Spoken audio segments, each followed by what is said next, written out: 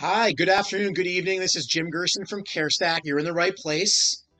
This is the fifth installment of Teresa Duncan's six-part series.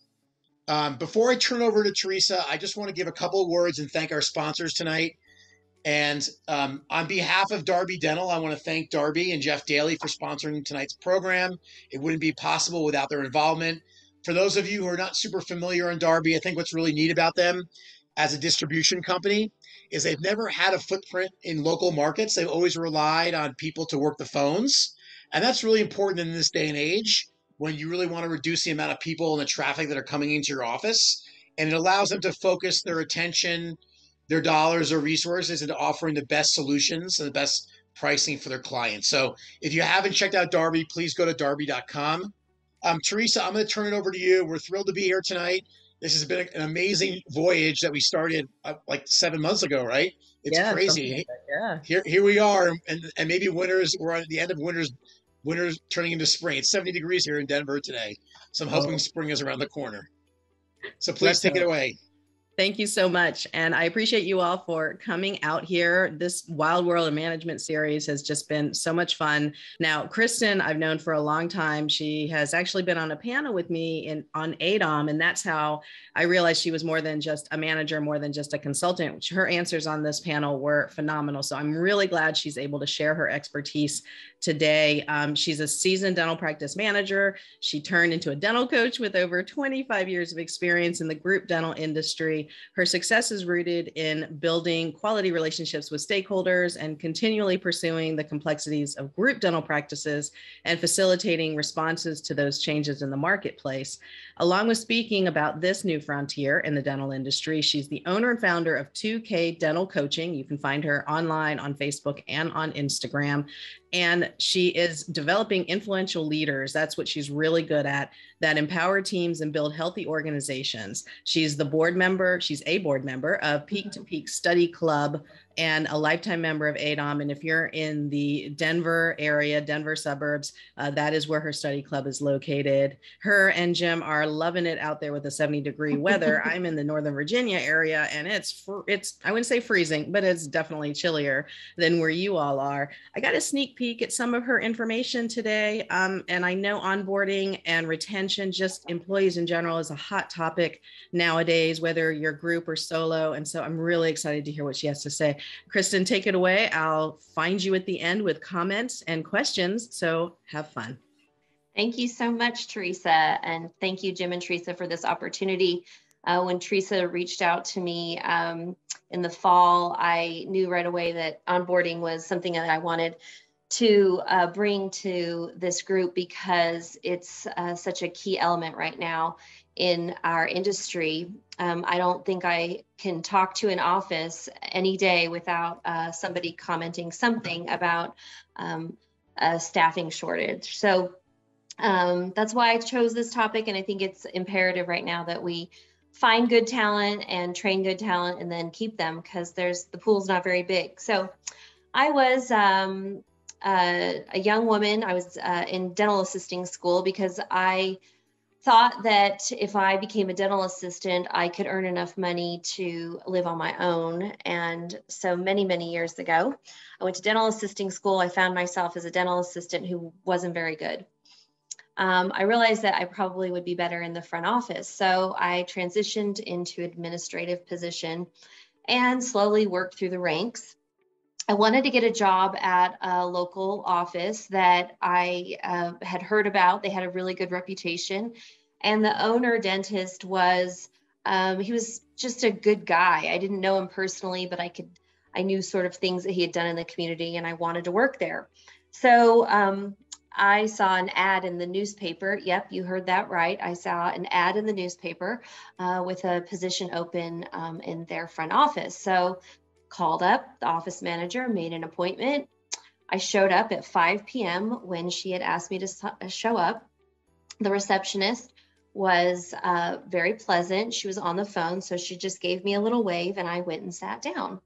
And about 15 minutes went by and the day was closing out. Staff was leaving, patients were checking out, and I was still sitting there. So the front office receptionist moseys on over to me and she says, are you here for an orthodontic exam? I said, no, I'm here for an interview. And she says, oh, darn, the office manager left. So I was disappointed, but I called the next day and set up another appointment. Came back, met the office manager, met the owner. They offered me the job. So now I'm starting out. It's my first day. So I show up. Didn't get any information ahead of time. The office manager just made the offer. I accepted and said, this is your start date. So I knew they started about 9 o'clock. So I showed up about 8:30 and didn't know where to park or what door to go in. So I just went in to what I thought was the lobby. Well, in fact, it was locked because they weren't open yet. So I waited and waited until about 9 o'clock when the receptionist opened the door, and she looks at me and she says, there you are again. And I said, well, wait a minute, this is my first day. Oh, I'm so sorry. Nobody told us. Come on in.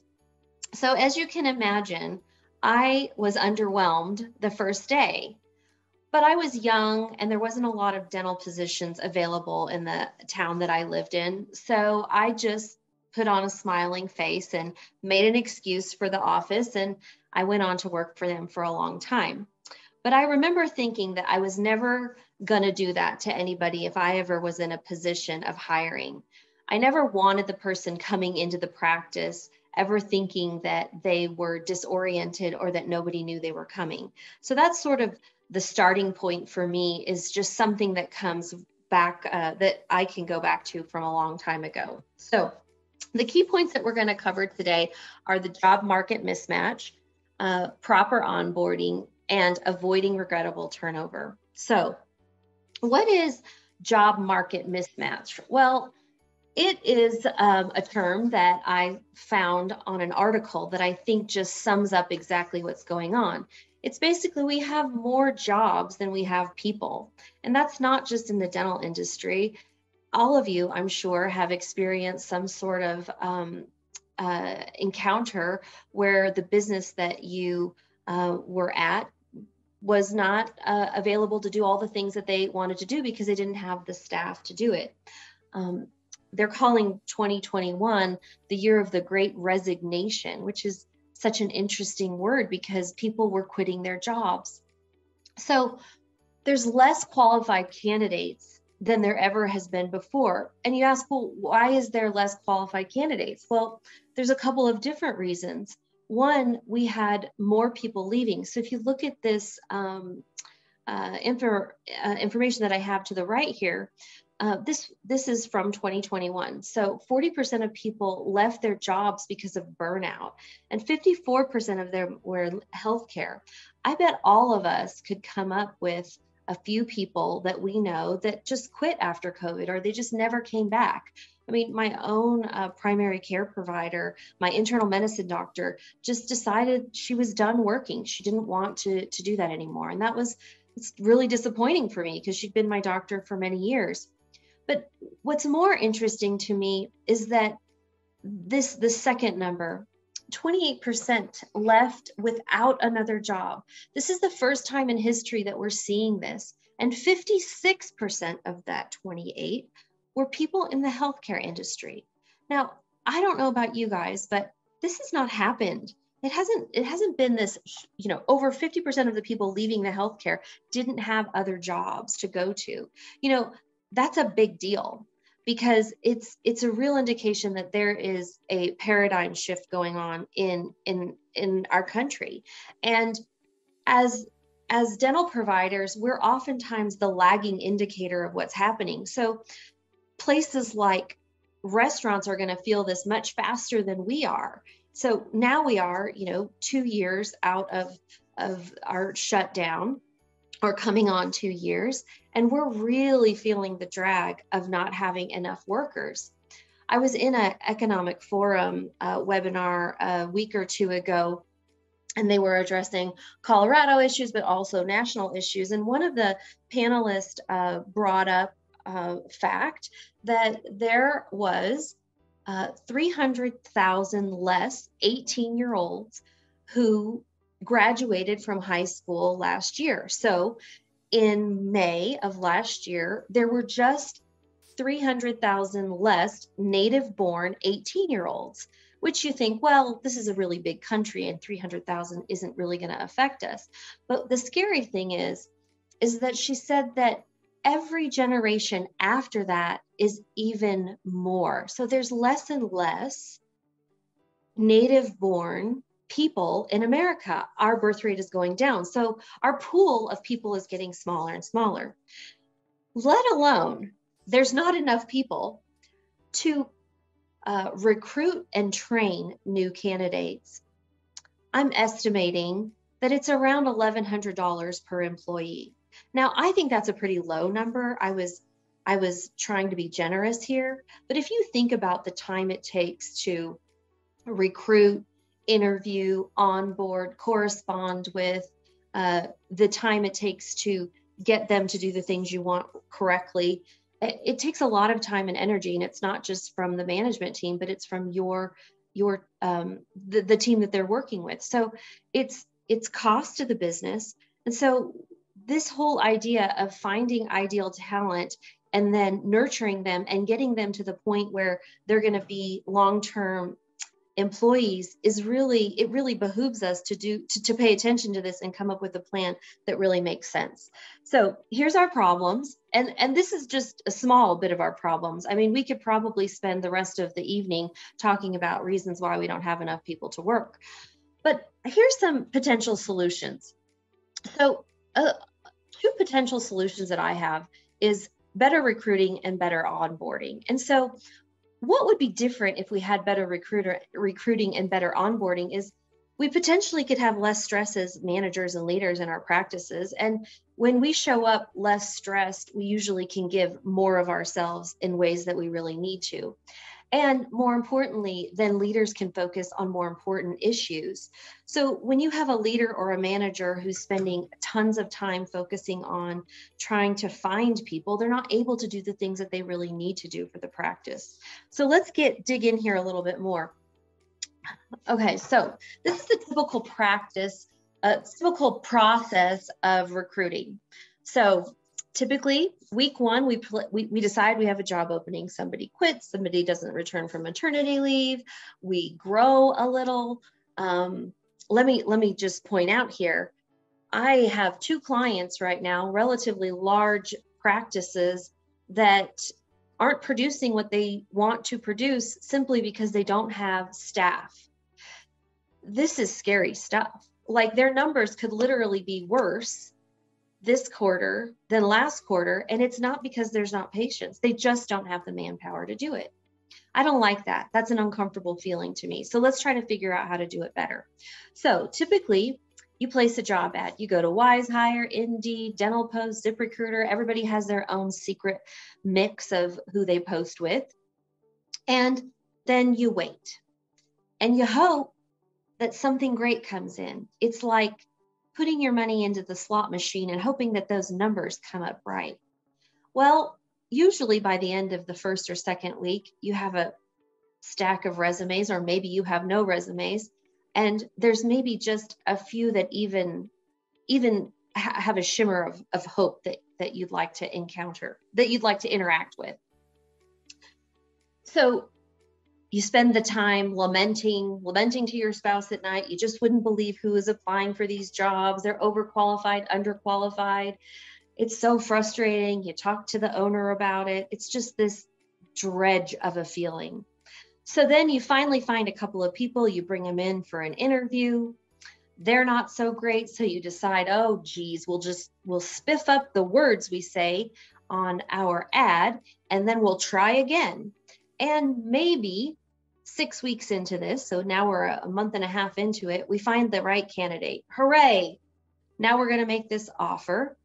And then maybe they go quit their job, and then they tell you when they're going to start. And if you're lucky, they actually show up for the day that they're ready to show up, the day they're scheduled to show up. I've had 2 people this month who were hired and then didn't actually start, which is super, super frustrating. So I'm going to propose that we maybe rethink this recruiting process. Now, I know that all of you talented managers out there have some other steps in between, but what I'd like to do is I'd like us to try to reduce the time here so that when we get to that 10-week mark, we've actually moved further along with these employees that we're potentially going to hire. So here's an improved process. So I like to be preemptive rather than reactive. And the more you can be preemptive as a manager, the more success you're going to have. So if you look over here at the far left, you're going to see future team pipeline. And I'm just going to move into the next slide quickly and tell you what that is. So a future team pipeline is a word that a sales team typically uses.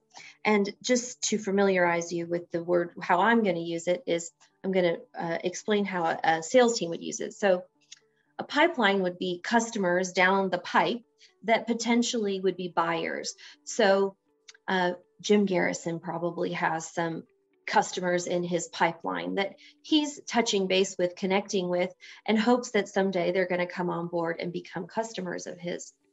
So I'd like us to think about a pipeline with regards to future team members, because guaranteed, this problem we're having right now is not going to be solved in the next 6 months, 12 months, 18 months, 24 months. Like I was saying, the pool is getting smaller, so we have to be more creative about how we're going to solve this problem. So how are we going to develop a future pipeline? Now, I want you guys to do one thing right now, and that is open up your minds, because sometimes when we introduce new ideas that take more time and effort from an office manager or a leader within a practice, they immediately say no. But I want you to open up your mind and just think about possibilities with these ideas. So starting on the far left, connect. If you have a dental assisting school or a dental school in your community in the state that you live in, get connected with them. Let them know about who you are and who you work for. Imagine if you connected with an instructor at the local dental assisting school and you said, hey, I'd love to stop by and buy you a cup of coffee, or stop by and bring you some coffee. You sit down with this person and you say, tell me a little bit about who's applying to become a student at this dental school.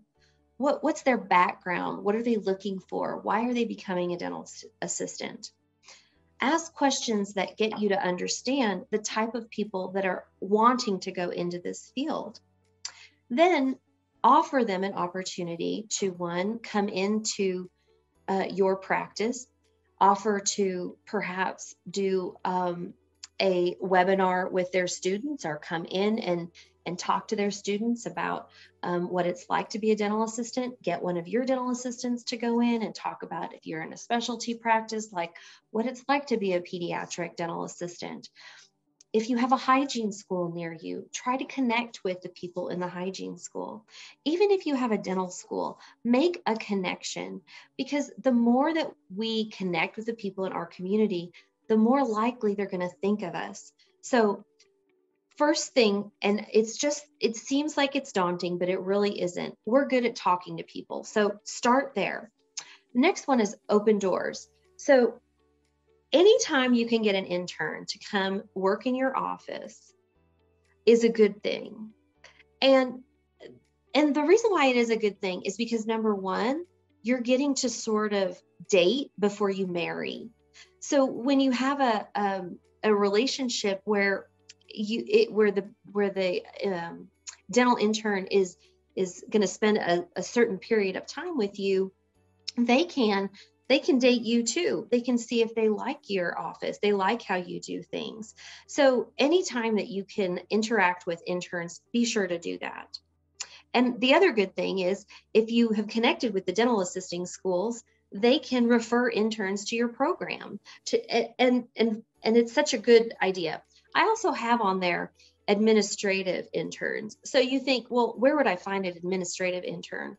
Well, thinking outside the box, there are people, there are high school students, there are people who are in college, going to the community college, that are living locally, who may be interested in getting business degrees. And so if you come across those people, offer them an opportunity to come spend some time in your office. It doesn't have to be a clinical provider. It can also be an administrative provider. And let me just back up for 1 second. If you have a high school technical program in your community, I highly recommend that you engage with them, because they are always looking for opportunities to connect with local businesses. And so if you can get into a high school program, and oftentimes they have dental assisting and they have some sort of business also, that would be 2 areas that you could bring people into your practice and set them up for future employment. So third thing is to engage the team in the process, potentially offer recruiting bonuses. I'm not saying sign-on bonuses. That's something you could do also. But recruiting bonuses is basically saying, hey, look, if you refer somebody and we hire them and they end up working out over, 3 months and we decide to keep them, you get a bonus. That's such an easy peasy thing to do. And it's basically helping you get people on your team that they already like. So it's a win-win for sure. The other thing is getting your team to wear swag outside. It's those logo jackets and hats and all those things that you have. People start asking questions. And lastly, mighty networks. I cannot push this enough. If you have an opening, make sure it's on your Facebook page, make sure it's on your Instagram page, put it on your story. It's such a good way to communicate in such a fast way.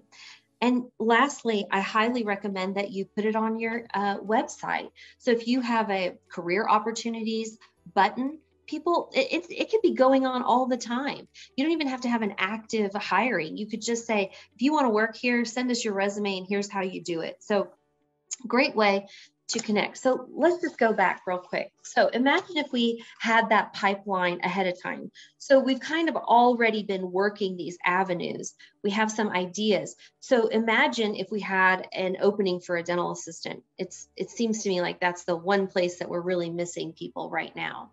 So if we had that pipeline, we could reach out to those connections and say, hey, we have this opening. We're going to have this opening in 2 weeks. Send us your best people.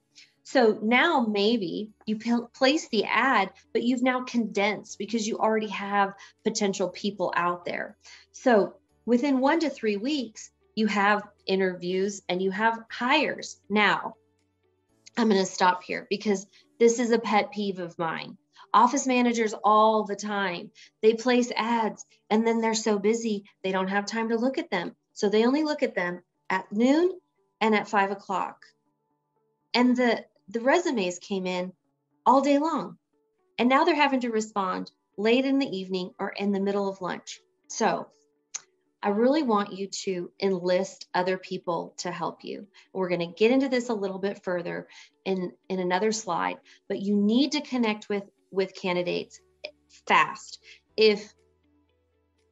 If this is any time in our lifetime, we want immediate satisfaction. We want DoorDash brought to our house, Grubhub, we want Amazon next. We want to be able to make an appointment anytime we want to make it online. We want to be able to pay our bills online. Like, we want immediate access. So if you're asking people to wait for you, you're losing them. They will get distracted.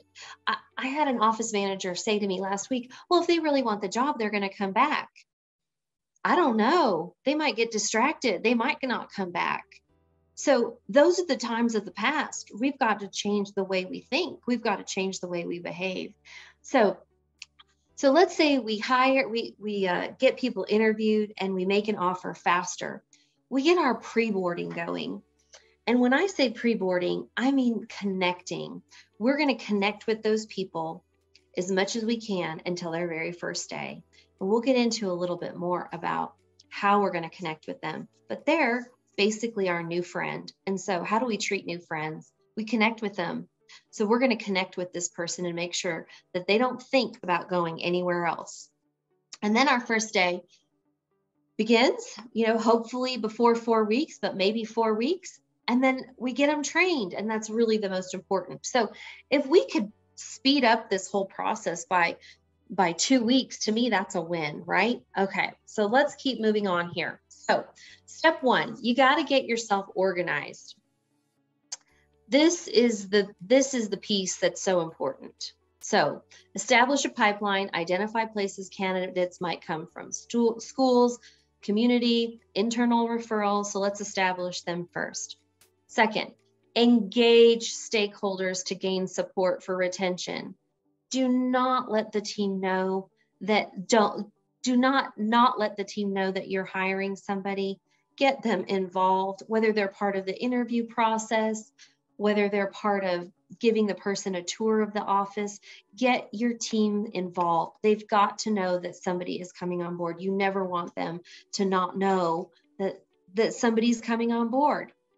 That's the key piece. If people like who they work with, they're more likely to stay there, even when things get not so great. Ensure your wages and benefits are competitive. This is a tough one because wages are just going up and up, and our reimbursements seem to be staying just about the same. So, this is a whole nother webinar. But if your wages are way off, you're shooting yourself in the foot, because you could do a lot of preemptive work. But if you're just not paying or providing the sort of competitive benefits that people are looking for, it's just too easy to go find them other places. And when we talk about benefits, now is the time to come up with more unique benefits, maybe that aren't even as costly. Just this week, I was working with, or last week, I was working with a team, and they decided to start paying for gym memberships. So this is the time to be creative and really think outside the box when it comes to wages and benefits. Set up a separate email for candidate correspondence. I did this many, many years ago, and it saved me so much confusion. So set up a Gmail account that's basically like candidates at XYZ Dental, so that all of the correspondence from your job posting go into one email and other people have access to them. So you want to have other people and not have to depend solely on the office manager. If we go to the next sentence here, select another person to help you engage with candidates quickly.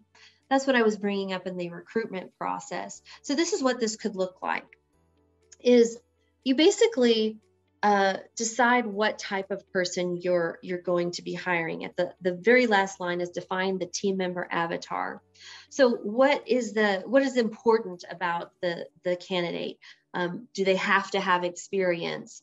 What type of experience? Like, what are the key, non-negotiables? So you kind of list those out. You're not going to have too many of them per se, but you have maybe a handful of those, and you write those down, and you get this other person. I would recommend that you get somebody who's an administrative type person, because typically administrative people are sitting in one place longer than, say, a clinical person is moving around the practice. So maybe you get the front, maybe insurance coordinator, or the greeter person, or maybe even the financial person, and you ask them to help you manage this email address. So the goal is that we want to engage with candidates as fast as we possibly can. So if they send us a resume, within minutes, we call them on the phone. And so it's either you, office manager, or the front desk person, whoever we've selected to do that. They call them on the phone and they say, "Hi, Sally, we just got your resume. We're so glad you applied for the position. We've read over your resume. It looks like you have some qualities that will fit with our practice. Can I ask you a few questions?" You come up with a list of questions that are kind of basic questions that would weed out any candidates that you absolutely would not want in your employee pool. And so this is not a decision-making conversation. This is really just a preliminary conversation. If you, the office manager, are available to make this call immediately, then you just do a quick phone interview and you make a decision of whether or not you want this candidate to come back in. If you're asking your front desk person to ask these questions, you have them ask the questions, and then they would say something like, "I'd like to set up an appointment for you to talk with our office manager and owner, potentially. Here's some times that they're available. Do any of those work for you?" That's when you can say 1 o'clock or 5 o'clock. So you schedule an appointment with the person. So by doing that, we've immediately responded to them. So we've kind of got them on the hook. And now if we can't do it, and if we can't do the phone interview immediately, then we've got them scheduled to do that. So I've seen a lot of success with this. I think it's imperative that we think differently about engaging and how quickly we need to engage with people. You need to have a checklist together. I have some examples of checklists I'll show you. There's lots of different companies on the internet that can provide you with checklists. Every state has different rules and regulations. So you want to make sure that you have all of that stuff in one place, either in Drive, in a file, or if you use an outside resource, that you have that all together so that you know what needs to be filled out and have it close at hand. Know what you need to do and when you need to do it. And then we want to schedule all the tasks that we need to take place when we bring somebody on board. All right, so here's what a checklist could look like. This is from Smartsheet. I just wanted to throw this in here. I love this. It's very organized. You know, starting at the left, you can kind of see the different colors represent where we're at in the process. And so I just really like that. Smartsheet is a great website. You can, I think you can use it for free, but you certainly can get some great ideas from them on how to keep yourself organized with checklist. All right, so step 2 is pre-board. So now that you've found that candidate and you've made them an offer and they are ready to start, you need to start influencing their mindset before they get started. This is not manipulate, this is influencing them. You want them to come in with the right mindset. And you, as the leader, manager of the practice, you have more power over this than probably anybody else in the practice. So you want to set them up for success. So you've made them the offer letter, they accept. Next day, you let them know how excited you are for their first day.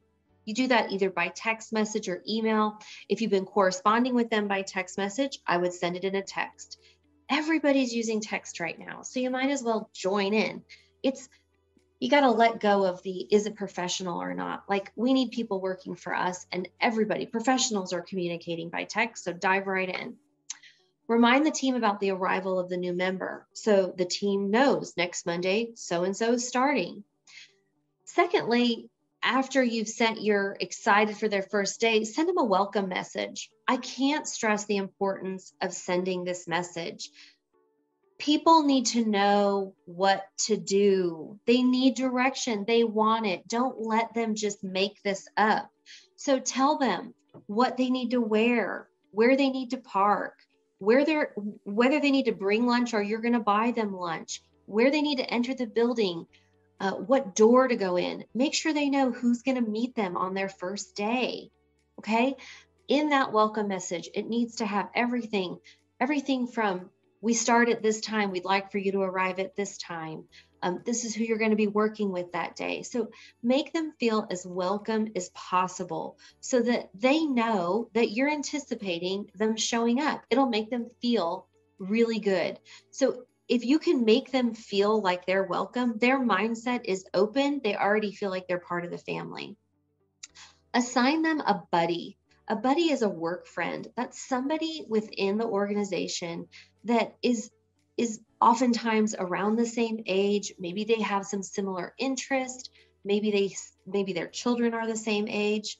They're different than a mentor. I also want every new employee to have a mentor. And a mentor is more of somebody who provides clarity and guidance. So they're the ones that they would go to if maybe they were questioning something, a process, they would go to their mentor.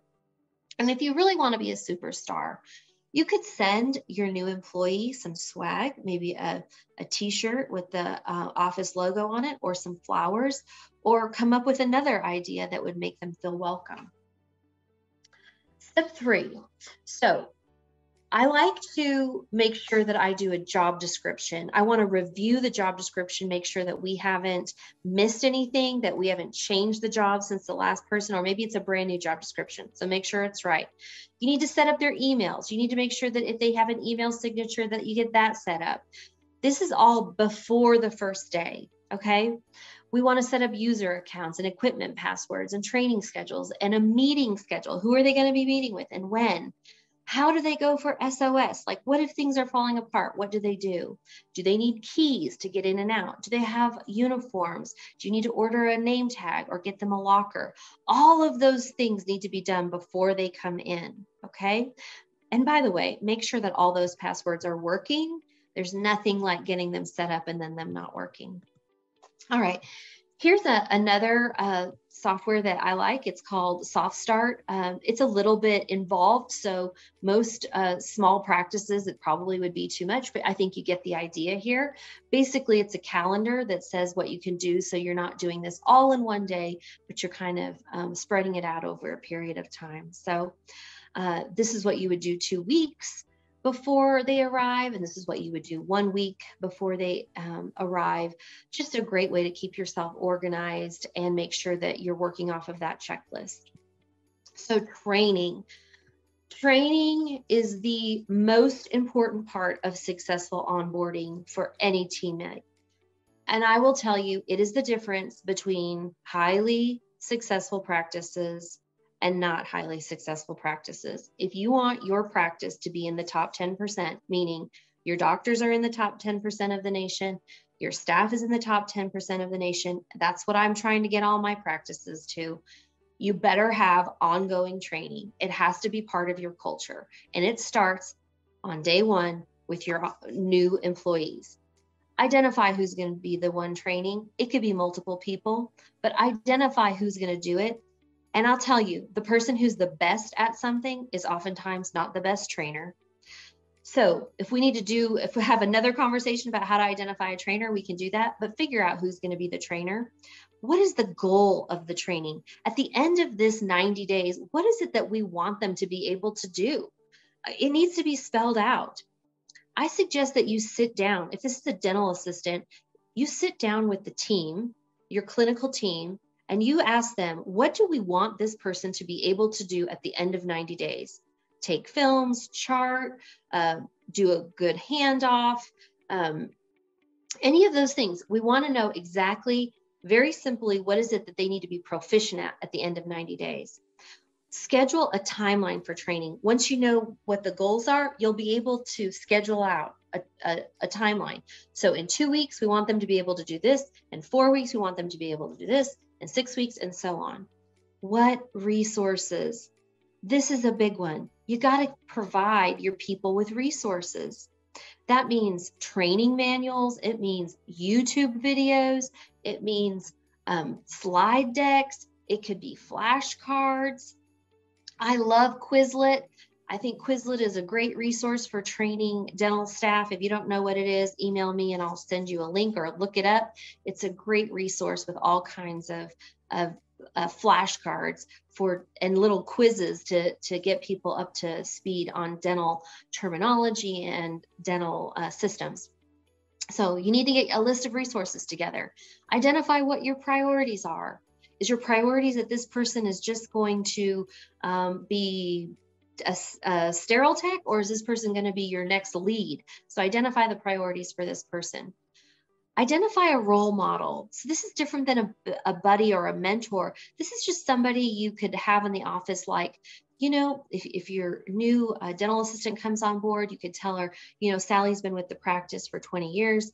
She's one of the best dental assistants we have.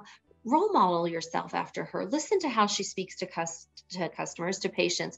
Listen to how she interacts with team. That's what we're aiming for. And then set up check-in dates.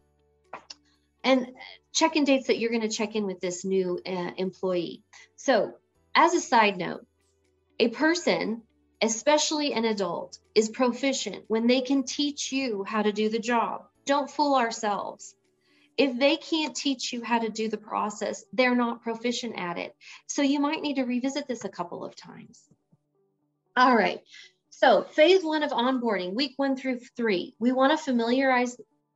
The goal of weeks 1 through 3 is to familiarize the new employee with the team. We want them to become comfortable with the team. The more comfortable they are with the team, the more likely they're going to ask questions and not get themselves into trouble. We want them to understand practice values. We want to help them to understand the flow of the day, identify resources for them throughout the day, practice philosophies, practice priorities, understand how they individually are going to contribute to the success of the practice. This is so key. They need to know what are they doing to make the practice successful. So that's really where we're trying to expose that to them. So we do that in a couple of different ways. Oh, let me go back here. On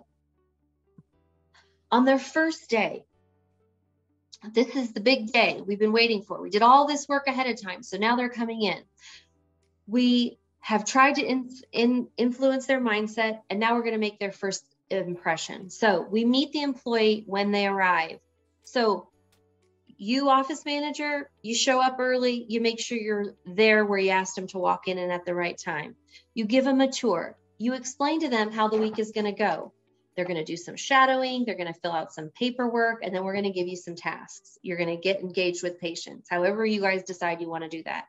You're going to introduce them to their buddy, and you're going to ask the buddy ahead of time to take them to lunch, or at least have the team meet for lunch, or maybe you bring in lunch that day. You have an employee directory with pictures, so they kind of know who they're working with. Policy manual, you have that available, the playbook or SOPs. And then you get to know the person. What do they like to do? What part of town do they live in? How old are their kids? Where do they like to go on vacation? You get to know a little bit about them, just like you would a new friend. I'm pushing the wrong buttons. All right. No, Kristen, it's great you're so prescriptive, because so many, practices that we hear from aren't that they don't have that kind of blueprint for day one, and that sets off the course of the employment on the wrong foot. So thank you for doing that. Appreciate it. Oh, you're welcome. It's so important. You got to be preemptive. You got to think about these things and really chart them out, and not just fly by the seat of your pants, which is so often what we do. And then we don't get great results and we wonder why. So week 1 through 4, you're trying to get this person to understand the mission, vision, the values. If you go over all of this stuff day 1, 2, or 3, their brain is on overload. There's only so much bandwidth all of us have. So you can't just bombard them with all of this information. You have to think of it as a process.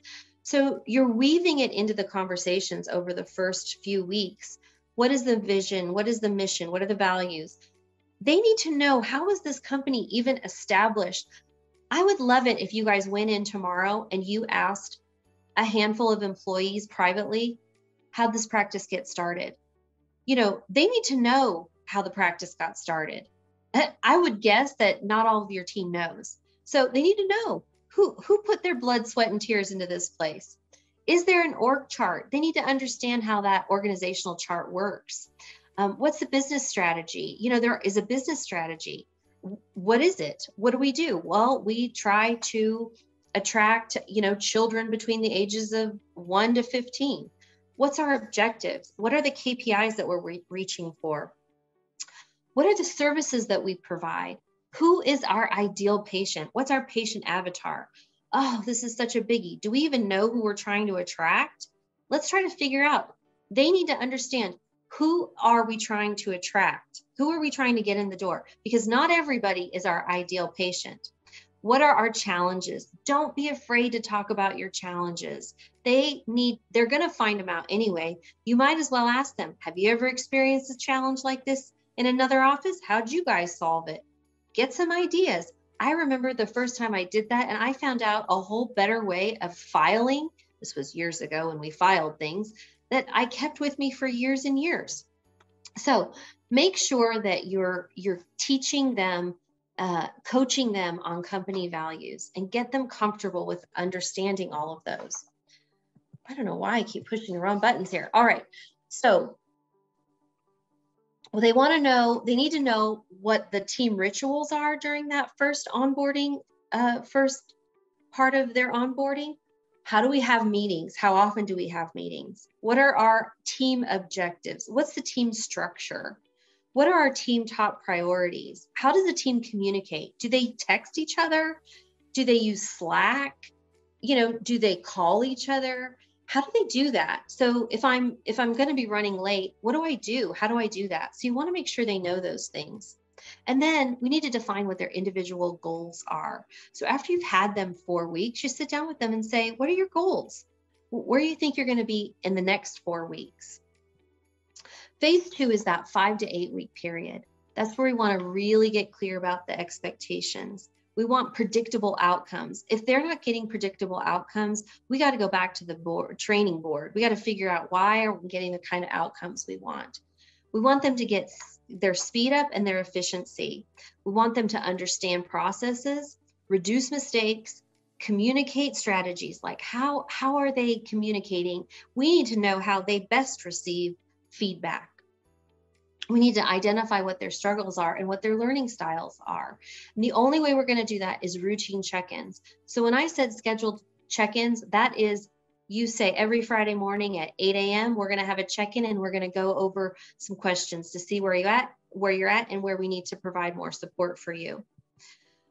The last phase is before their 90 days. You want them by the end of the 90 days to be working independently, and you want them to be fully integrated into the team. If they're not, we need to understand why they're not. Is it on us or is it on them?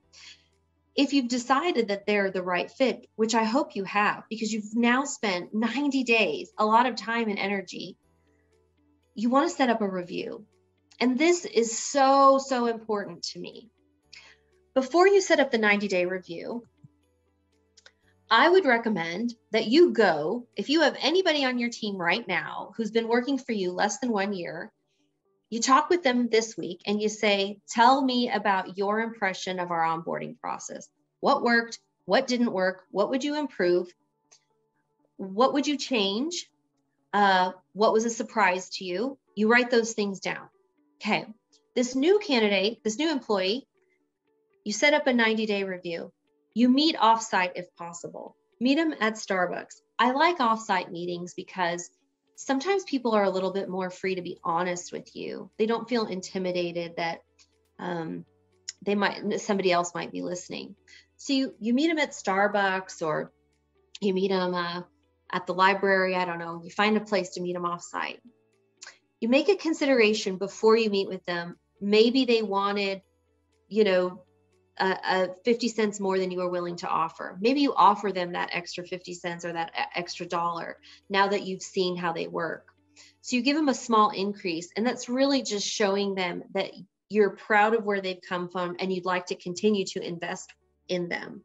Or maybe you give them a small gift, like you've done so well, we're going to offer you this gift card to go to dinner with your spouse. We've seen how hard you've worked. So just something that shows them that's of value. And if you know them, if they've kind of told you something about themselves, you might already know that they love to eat at, Chili's. I don't know. So you get them a Chili's gift certificate and you say, take your family to dinner. I'm so appreciative of the hard work you've put in. You get my drift here. So you ask them these questions. What was their experience like over the last 90 days?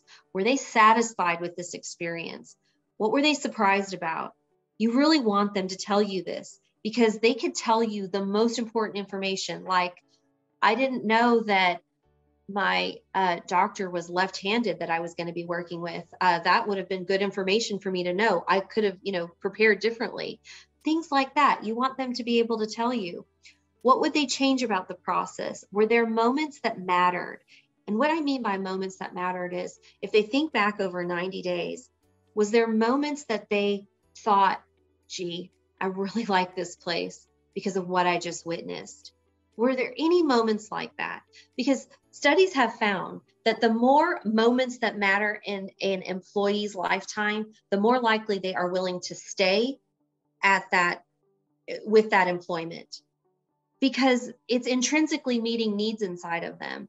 And heck, we're spending a lot of time working. We might as well have more of those good feelings. So where do they think they still need training? And this is an opportunity for you to ask them and then for you to give them feedback. This is where we still see that you need some training. We'd like to see you get to this point by that time.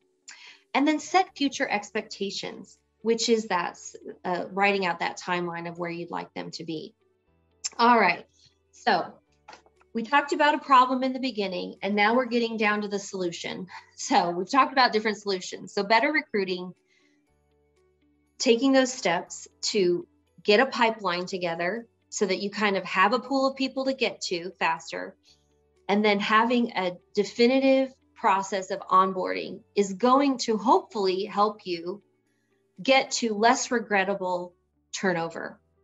Regrettable turnover is those conversations that I've had many times over the last year. Times where doctors are calling me, so-and-so just gave their notice. Office managers, oh, you're not going to believe this, so-and-so just gave their notice.